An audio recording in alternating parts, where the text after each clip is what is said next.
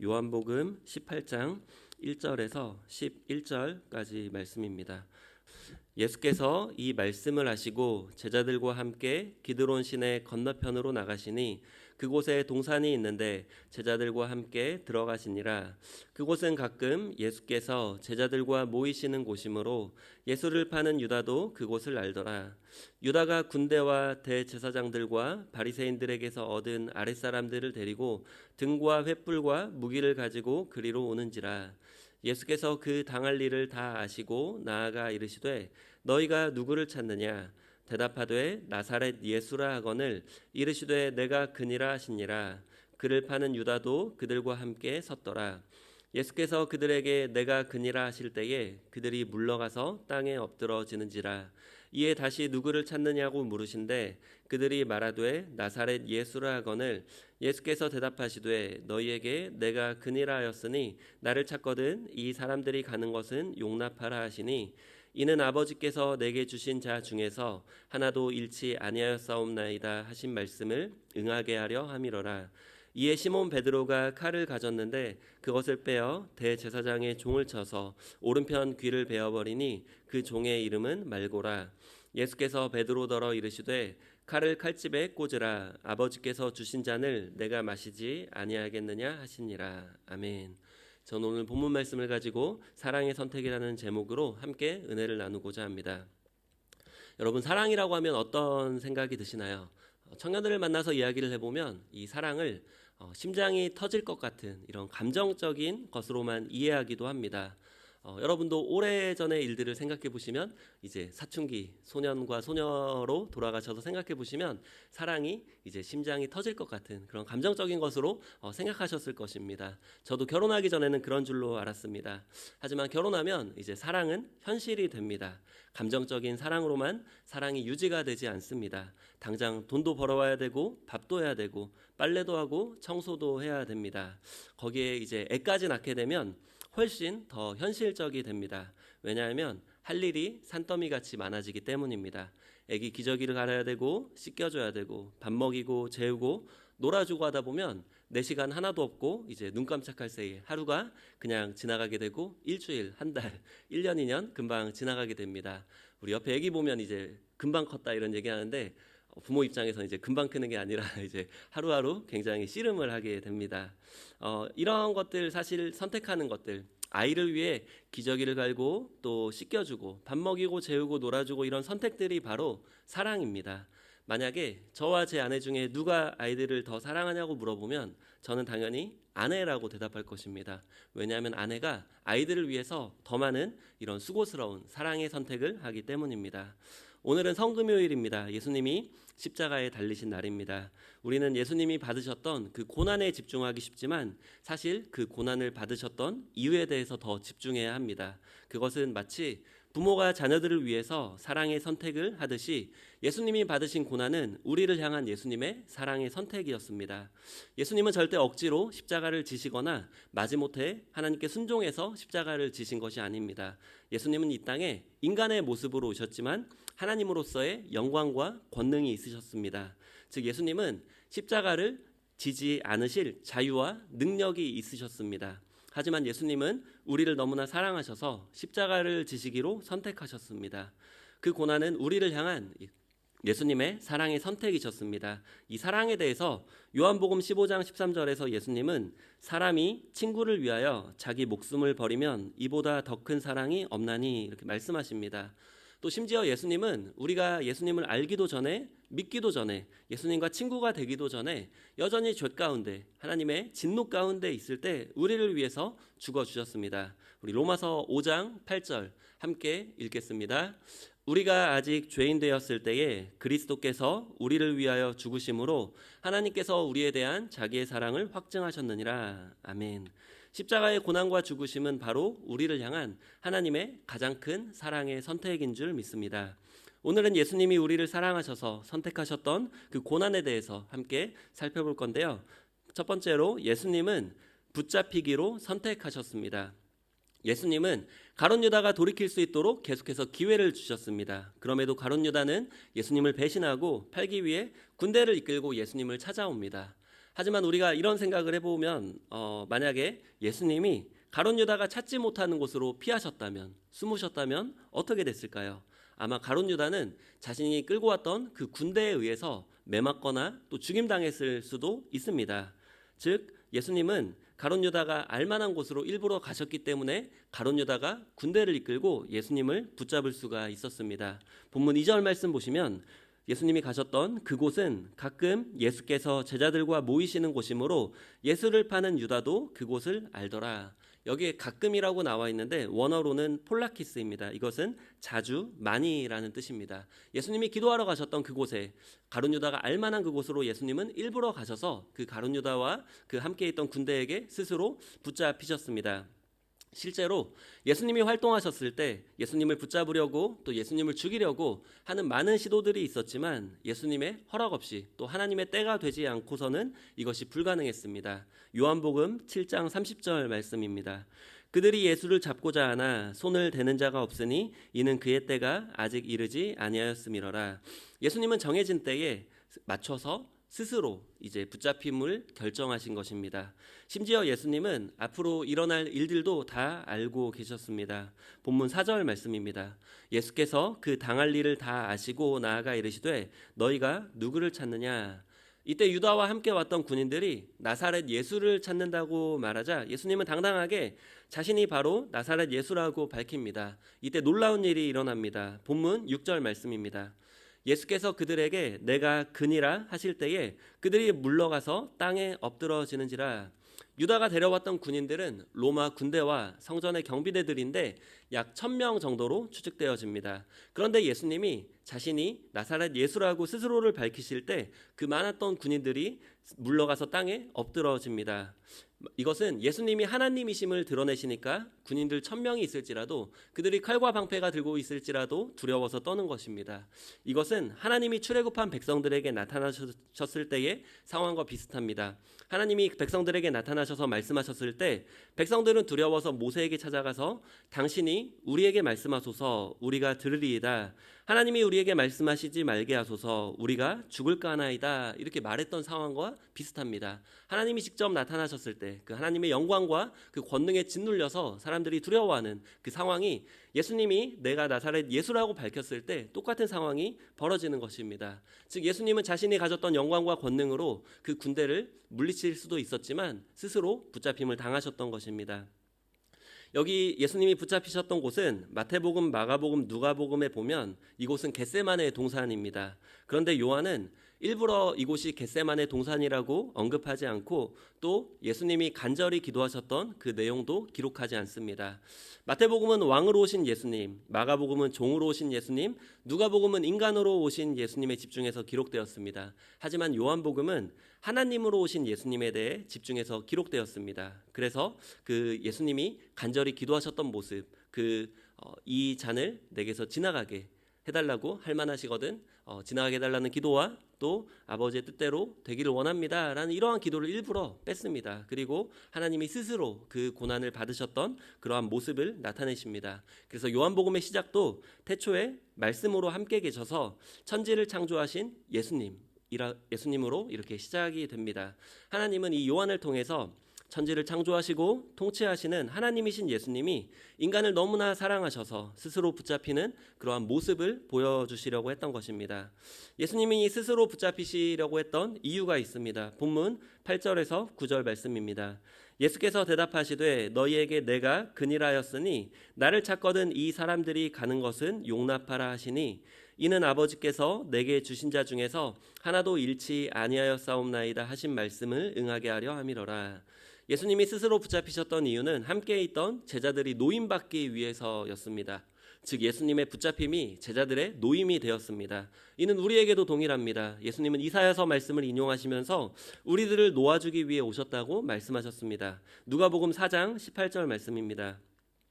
주의 성령이 내게 임하셨으니 이는 가난한 자에게 복음을 전하게 하시려고 내게 기름을 부으시고 나를 보내사 포로된 자에게 자유를 눈먼 자에게 다시 보게 함을 전파하며 눌린 자를 자유롭게 하고. 우리는 이 땅을 살아가면서 참 많은 것들에 포로가 되어 붙잡힌 채 살아갑니다. 우리가 우리 스스로 뭔가를 누리려고, 뭔가를 주도권을 잡으려고 많은 돈을 벌지만 오히려 그 돈에 의해 우리가 포로되기도 하고 붙잡히기도 합니다. 때때로 우리가 좋아서 샀던 물건들, 또 이런 것들에 의해서 우리가 또 포로되기도 합니다. 그런데 예수님은 그 예수님이 스스로 붙잡히셔서 우리를 묶고 붙잡고 포로 삼는 모든 것들로부터 자유케 해주시려고 예수님은 스스로 붙잡히셨습니다. 그 동기는 바로 예수님의 사랑입니다. 두 번째로 예수님은 신문 받기로 선택하셨습니다. 예수님은 가룟 유다와 함께한 군인들에게 붙잡히셔서 처음엔 안나스에게, 그 다음에 가야바에게, 그리고 빌라도에게 차례로 신문을 받으셨습니다. 신문은 죄가 있다고 의심되거나 실제로 죄가 있는 사람이 받는 것입니다. 우리가 작은 것도 의심받으면 굉장히 기분이 나쁘지 않습니까? 그런데 예수님은 죄가 없으시면서도 종교 지도자들에게 또 세상의 지도자에게 신문을 받으셨습니다.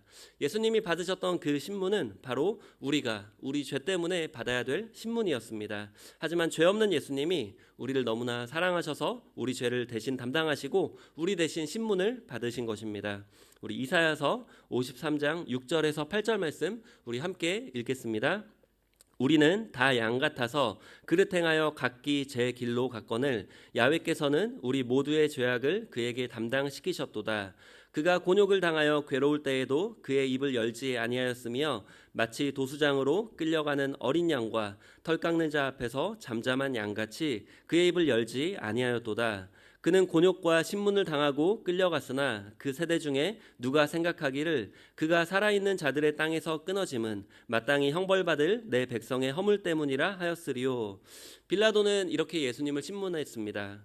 그리고 나서 예수님을 죄가 없다고 했습니다. 그런데 유대인들이 끝까지 예수님을 죄인이라고 하며 죽이라고 이렇게 외치자 누가복음 23장 22절에 보면 빌라도는 이 사람이 무슨 악한 일을 하였느냐, 나는 그에게서 죽일 죄를 찾지 못하였노라 이렇게 말합니다.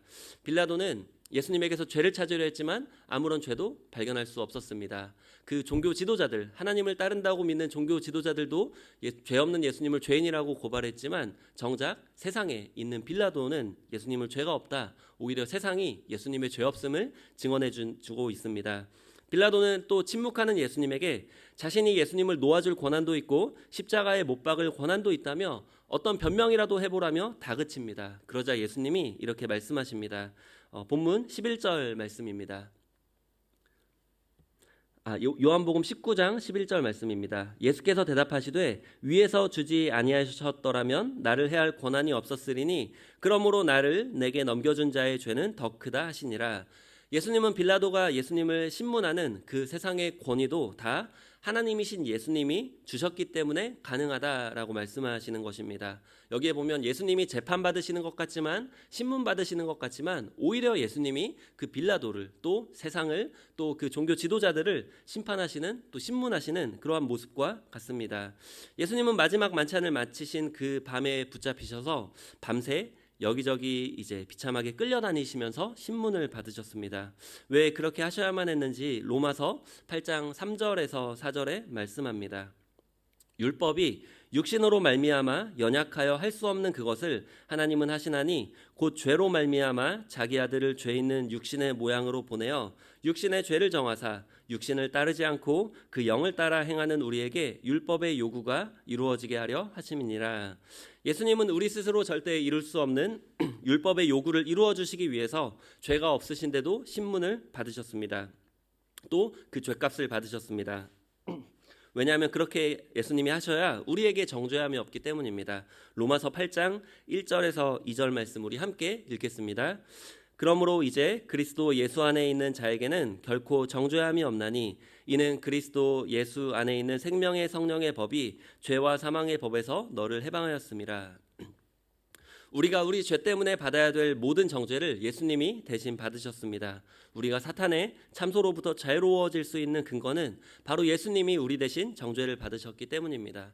때때로 우리는 인생을 살아가다 보면 정말 과거에 저질렀던 큰 실수 때문에 끊임없이 후회하고 또 끊임없이 정죄감에 시달리기도 합니다. 그때 그렇게 써야 되는데 이런 후회들 작은 것부터 큰 것까지 우리는 가지고 살아갑니다. 또 그로 인한 결과 때문에 또 여전히 이렇게 마음 아파하고 고통스러워하기도 합니다. 하지만 예수님은 우리를 이러한 모든 정죄와 후회로부터 자유롭게 해주실 뿐만 아니라 우리가 돌이킬 수 없는 그 실수들까지도 합력해서 선을 이루어 가시는 줄 믿습니다.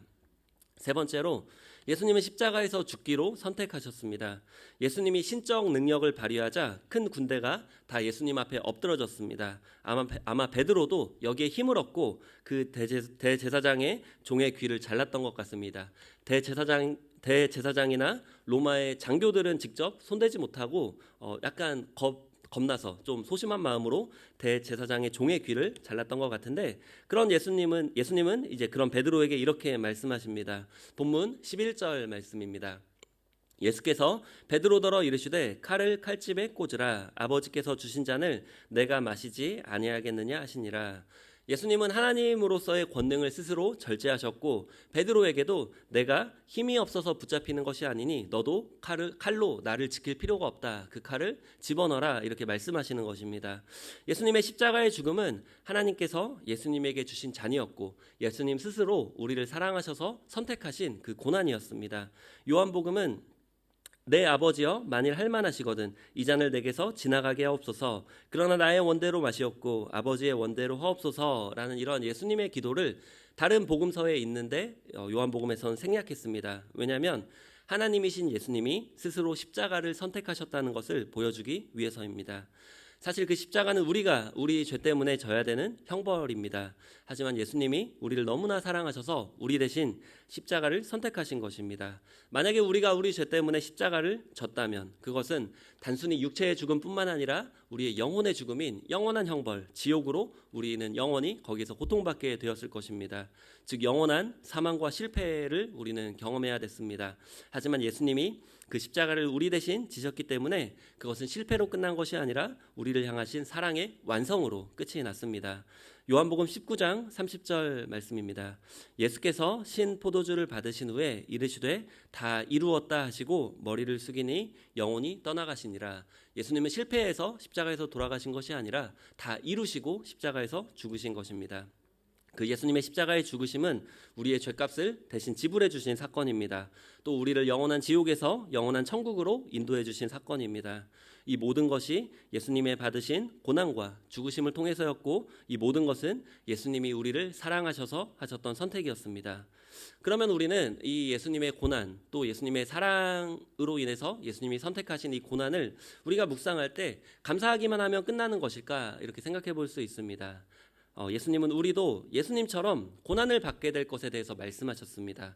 그리고 예수님처럼 사명을 따라 살다 보면 세상이 우리를 미워하고 핍박하게 될 것이라고도 말씀하셨습니다. 하지만 결국 그 끝은 예수님처럼 승리로 또 영원한 천국으로 가게 될 것이라고 말씀하셨습니다. 그리고 함께 예수님이 걸으셨던 그 십자가의 길을 걷자고 말씀하셨습니다. 우리 요한복음 16장 32절 33절 우리 함께 읽겠습니다. 보라 너희가 다 각각 제 곳으로 흩어지고 나를 혼자 둘 때가 오나니 벌써 왔도다. 그러나 내가 혼자 있는 것이 아니라 아버지께서 나와 함께 계시느니라. 이것을 너희에게 이르는 것은 너희로 내 안에서 평안을 누리게 하려 함이라. 세상에서는 너희가 환난을 당하나 담대하라. 내가 세상을 이겼노라. 십자가의 길은 승리의 길입니다. 이 고난주간의 진짜 의미는 예수님이 받으셨던 고난을 묵상하고 거기에 대해 감사하는 것이기도 하지만 그렇게 고난을 받으셨던 예수님의 사랑을 우리가 깨닫고 우리도 예수님을 사랑하는 것입니다. 그리고 그 사랑하는 마음으로 우리도 예수님을 따라 그 십자가를 지고 또 하나님이 맡겨주신 사명을 따라 살아가는 것입니다. 이번 주 고등부 지금 원주민 선교가 있는데요. 월요일 날 새벽에 이제 폴 전도사님이 고등부 담당이신데 장염에 걸렸어요. 장염에 걸렸는데 장염에 걸려서 아픈 거는 이제 그럴 수도 있죠. 그런데 그렇게 아픈 몸을 이끌고 이제 먹을 거를 이렇게 좋아하시는데 그 장염 때문에 먹지도 못하고 이제 음료만 이렇게 마시는 것만 마시고 이제 그 10시간 넘게 이렇게 운전을 해서 갔습니다.